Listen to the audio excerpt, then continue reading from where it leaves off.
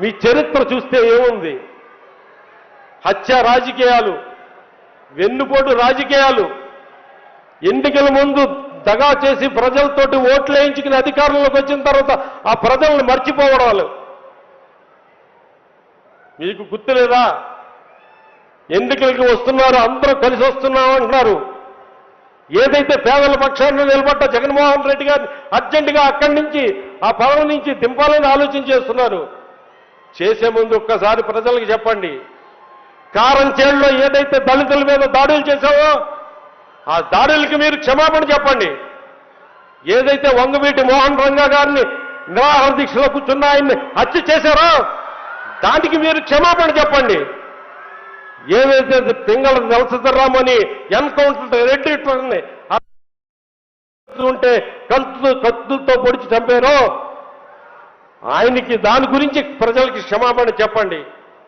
అంగన్వాడీ వర్కర్లు హైదరాబాద్లో ఏదైతే తమ డిమాండ్ల కోసం పోరాటం చేస్తూ ఉంటే వాళ్ళందరినీ కూడా లాఠీలతో కొట్టి గుర్రాలతో తొక్కించి మహిళలను కూడా చూడకుండా అవమానించిన మీరు ముందు ప్రజలకి క్షమాపణ చెప్పండి. ఏదైతే విద్యుత్ ఉద్యమం కోసం ఉద్యమం చేస్తూ ఉంటే వాళ్ళందరినీ కూడా తుపాకులతో కాల్చి చంపిన ఆ రైతన్నలకి, విద్యుత్ ఉద్యమకారులకి క్షమాపణ చెప్పండి. ఏదైతే తెలుగు వాళ్ళ పౌరుషం కోసం ఎన్టీ రామారావు పార్టీ పెట్టి స్థాపించి ఏదైతే పార్టీని స్థాపించి ప్రజల మన్నలతో అధికారంలోకి వస్తే సొంత మామానిచ్చి కూడా చూడకుండా ఆయన వెన్నుపోటు పొడిచి ఆయన ముఖ్యమంత్రి పదవి లాక్కుని ఆయన పార్టీని లాక్కుని మోసం చేసిన, దగా చేసిన చరిత్ర ఉన్న చంద్రబాబు నాయుడు చేసిన తప్పును ప్రజల దగ్గర ఒప్పుకుని అప్పుడు ఓటడుగడానికి రా అని చెప్పి మీకు విజ్ఞప్తి చేస్తున్నా. ఏం చేశారు? 600 వాగ్దానాలు ఇచ్చారు 14 ఎన్నికల్లో. అక్క చెల్లెమ్మలు బంగారం తాకట్టు పెట్టుకుంటే మీ బంగారాన్ని చంద్రబాబు నాయుడు వచ్చి ఇడిపిస్తాడు అని చెప్పారు. రైతన్నలకి 1,18,000 కోట్ల రూపాయలు బేషరతుగా రుణాలు మాఫీ చేస్తారని చెప్పి ఏదైతే దివంగత నేత వైఎస్ రాజశేఖర రెడ్డి గారు రైతులను ప్రోత్సహించడానికి మరి దేశవ్యాప్తంగా రుణమాఫీ చేయడానికి సోనియా గాంధీ గారిని ఒప్పించి అలాగే తర్వాత రైతులకి ఇక్కడ పావలా వడ్డీకి రుణాలు ఇప్పించి రైతులు రీపేయింగ్ కెపాసిటీని పెంచి ఏదైతే రైతుల్ని బ్యాంకుల వాళ్ళందరూ కూడా హీనంగా చూసే పరిస్థితుల్లో రైతుకి ఒక గౌరవాన్ని తీసుకొచ్చి ఆ రైతు బ్యాంకుకి వెళ్తే గతంలో స్కేల్ ఆఫ్ ఫైనాన్స్ ద్వారా 17,000, 18,000 ఇచ్చి రుణాన్ని దాన్ని ₹1,00,000, 2 లక్షల రూపాయలు కూడా బ్యాంకర్లు ఇచ్చి రైతులను ప్రోత్సహిస్తుంటే నువ్వేదైతే 1,18,000 కోట్ల రుణాలు మాఫీ చేస్తానన్న వ్యక్తివి ఎన్నికలు అయిపోయిన తర్వాత రైతులు మీరు మోసం చేశారు, బ్యాంకర్లు మీరు మోసం చేశారు. స్కేల్ ఆఫ్ ఫైనాన్స్ ద్వారా ఎంత మీరు రుణం తీసుకోవాలి? ఓన్లీ 18,000 తీసుకోవాలి. కానీ అదనంగా తీసుకున్నారు. మీరు నేరం చేశారని రైతుల్ని అందరినీ కూడా వేలెత్తి చూపించి ఇచ్చిన మాట తప్పి రైతులను దగా చేసిన ముఖ్యమంత్రి ఎవరంటే చంద్రబాబు నాయుడు. డ్వాక్రా రుణాల మాఫీ కానీ, రైతు రుణాల మాఫీ కానీ, ఇంటికో ఉద్యోగం కానీ, 2,000 నిరుద్యోగ భృతి కానీ ఇటువంటి ఎన్నో వాగ్దానాలు ఇచ్చి హామీలు ఇచ్చి మోసం చేసి దగా చేసి ఇవాళ ప్రజల పక్షాన్ని నిలబడి ఇచ్చిన హామీలన్నీ కూడా అమలు చేస్తూ నమ్మకానికి నిలువెత్తు నిదర్శనమైన మన జగనన్నని దింపాలని, తద్వారా పేదవాళ్ళని, బడుగు బలహీన వర్గాల వాళ్ళని అందరినీ కూడా మరొక్కసారి వంచి వాళ్ళని పేదరికంలోకి గెంటాలని, వాళ్ళని పేదరికంలోనే ఉంచాలని కుతంత్రం పడుతున్న శక్తుల పట్ల అందరూ కూడా అప్రమత్తంగా ఉండాలని చెప్పి కోరుకుంటూ, ముఖ్యంగా ఈరోజు ఎంతోమంది యువత అలాగే ప్రజలు మన ప్రీతమ ముఖ్యమంత్రి జగన్మోహన్ రెడ్డి గారి యొక్క సందేశాన్ని వినాలని ఎంతో ఆతృతతో ఎదురు చూస్తున్నారు. నాకు ఇంకా ఎన్నో చెప్పాలని ఉన్నది. ఆయనతోటి అడిగాను, నేను గంట పైన మాట్లాడుతానన్నాన్ని. అసలు దివంగత నేత వైఎస్ రాజశేఖర రెడ్డి గారు ప్రజల కోసం ఒక అడుగు ముందుకేస్తే నేను 2 అడుగులు ముందుకేస్తానని చెప్పి ఇవాళ ఎన్నో గొప్ప కార్యక్రమాలు చేస్తున్నారు. ఇవాళ గతంలో కనుక పేదరికంలో గ్రామీణ ప్రాంతాల్లో ప్రజల 6,000 ఆదాయం ఉంటే పేదల వాళ్ళైతే,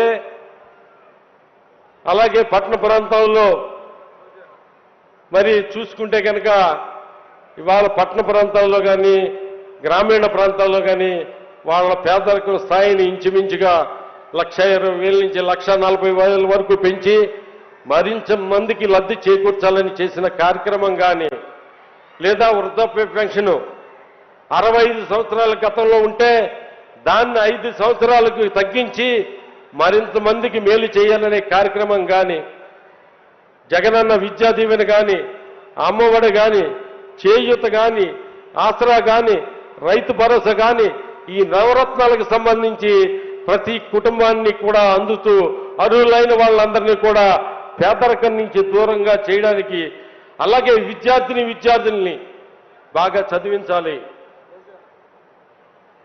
అనే ఆలోచనతో ఎంతో తపన పడుతున్న మన ముఖ్యమంత్రికి మనం అందరం కూడా అండగా ఉందామని చెప్పి తెలియజేసుకుంటూ, ఏదైతే మీరందరూ కూడా ఎదురు చూస్తున్నారో, మరి మన జగనన్న స్పీచ్ ఇచ్చే ముందు ఆయన ఇక్కడికి వచ్చినప్పుడు కొన్ని వారాలు కోరాలి కదా మనం. కాబట్టి ముఖ్యమంత్రి గారిని ఏదైతే భీమవరానికి సంబంధించి జగనన్న లేఅవుట్లకు సంబంధించి ల్యాండ్ ఫిల్లింగ్ షో కోసం 39.84 కోట్ల రూపాయలు ఇవ్వాల్సిందిగా, జగనన్న ఇళ్ల నిర్మాణాలు పూర్తి చేయడానికి ఈ యొక్క 39,30 ఇచ్చి సహకరించవలసిందిగా కోరుతూ, అలాగే road works in housing layouts at Bhimavaram municipality and Bhimavaram rural మండలాల్లో జగనన్న లేఅవుట్లో రోడ్ల అభివృద్ధి కోసం, డ్రైనేజీల అభివృద్ధి కోసం మరొక 5,30,00,000 ఇవ్వాల్సిందిగా కోరుతున్నానన్నా. అలాగే భీమవరంలో ప్రభుత్వ హాస్పిటల్ దగ్గర ఒక ఫుట్పాత్ బ్రిడ్జ్ ఉందన్నది చాలా ప్రజలందరికీ కూడా చాలా ఉపయోగపడుతుంది. అది లైట్ వెహికల్స్ వెళ్ళే బ్రిడ్జ్ అన్నది తెలుగుదేశం ప్రభుత్వంలో ఏదన్నా చేసుంటే కనుక ఆ ఒక్క బ్రిడ్జ్ ఒకటే వేశారన్నా, మరి అక్కడే దాని పక్కనే కనుక ఇంకోటి లైట్ వెహికల్స్ వెళ్ళే ఫుట్పాత్ బ్రిడ్జ్ చేస్తే కనుక చాలా ప్రజలందరికీ సౌకర్యంగా ఉంటుందన్న. దానికి సంబంధించి 5,80,00,000 శాంక్షన్ చేయవలసిందిగా కోరుతున్నానన్నా. అలాగే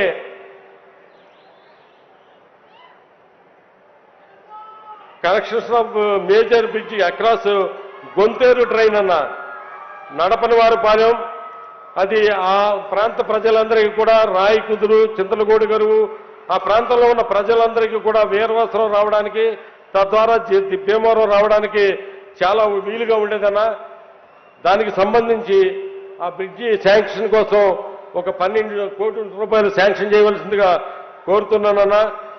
అలాగే భీమవరం నరసాపురం అక్రాస్ తొక్కోడు ట్రైన్ దగ్గర రైతులకు సంబంధించి మచ్చిపూరి ఆ కింద గ్రామాలన్నీ కూడా పీపీ రోడ్డు కింద గ్రామాలకు సంబంధించిన రైతాంగం అంతా కూడా అక్కడ తోరలతో కల్వర్ట్ ఆర్ఎండ్బి రోడ్డు వేశారన్నా. అక్కడ కనుక బ్రిడ్జి నిర్మిస్తే కనుక అక్కడ మచ్చిపూరి ఆ కింద పీపీ రోడ్డుకి పై కింద గ్రామాలన్నీ కూడా రైతాంగంగా అంతటికి కూడా మూడు ఇబ్బంది లేకుండా ఉంటుంది. కాబట్టి ఆ బ్రిడ్జ్ ఒకటి శాంక్షన్ చేయవలసిందిగా కోరుతున్నా. ముఖ్యంగా 100 బెడెడ్ ఏరియా హాస్పిటల్ కోసం 28 కోట్ల రూపాయలు శాంక్షన్ చేసినందుకు మీకు మా ప్రత్యేక ధన్యవాదాలు తెలియజేసుకుంటానన్నా.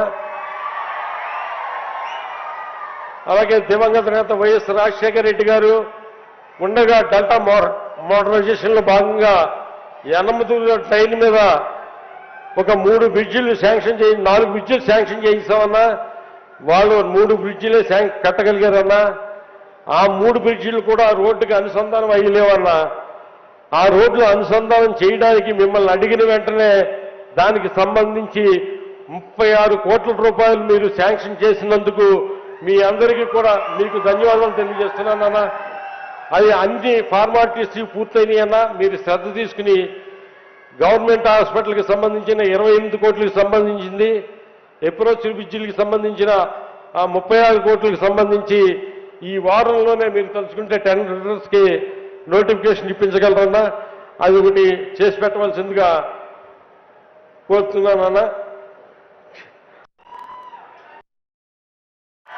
ఇంకా మరొకసారి ప్రీతం ముఖ్యమంత్రి జగన్మోహన్ రెడ్డి గారికి భీమవరం నియోజకవర్గ ప్రజల తరఫున, జిల్లా ప్రజల తరఫున, విద్యార్థుల తరఫున నా హృదయపూర్వకమైన ధన్యవాదాలు తెలియజేసుకుంటూ సెలవు తీసుకుంటున్నాను. ధన్యవాదాలండి. తర్వాత విద్యార్థిని స్పందన.